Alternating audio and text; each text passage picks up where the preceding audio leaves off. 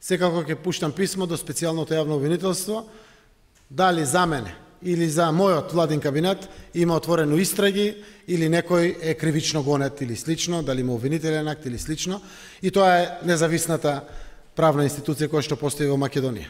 Се во тој момент и се во иднина што ќе се покаже дека некој е осомничен под истрага, се има обвинителен акт или слично, нема да биде составен дел на новата влада.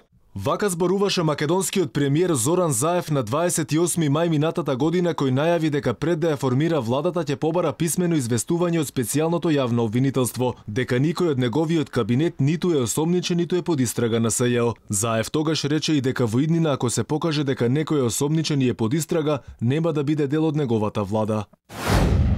Но како стојат работите денеска? Пред само 3 дена специјалното јавно обвинителство ја информираше јавноста дека се отворени 6 нови истраги во кои станува збор за основано сомнение за предизвикана финансиска штета на државниот буџет во износ од речиси 80 милиони евра и во кои истраги е опфатен и потпредседателот на владата и актуелен вице-премиер за евроинтеграција Бујар Османи. Во телевизиска емисија Катица Јанева ја потврди оваа информација.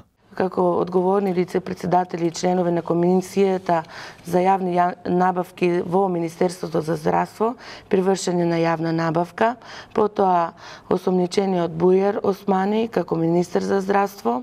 Иако неколку пати најавуваше отстранување на сите кои ќе бидат осомничени, односно се под истрага на обвинителствата, ден по објавувањето на новите случаи на СЈО во кој е осомничен вице-премиерот Бујар Османи, премиерот повторно го смени ставот или се предомисли. Сега не е доволно, како што велеше Заев, некој да биде осомничен под истрага, туку за нешто тој да преземе морало да има правосилна пресуда против член на неговата влада.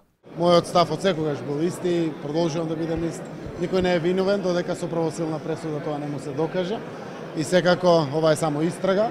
Инаку вице-премиерот Бујар Османи ги води преговорите на Македонија за членство во Европската Унија, а воедно е и еден од предлагачите на уставните амандмани со кои се предлага промена на Уставот на Република Македонија. Па така прашањето дали премиерот заборавил кој бил неговиот став минатата година или пак дали околностите се променети, за сега останува дилема.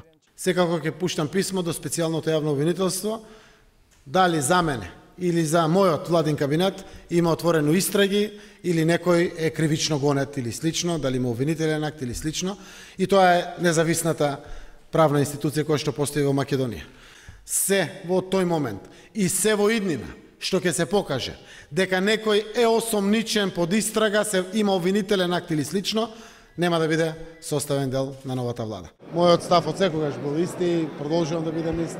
Никој не е виновен додека со правосилна пресуда тоа не му се докаже. И секако ова е само истрага.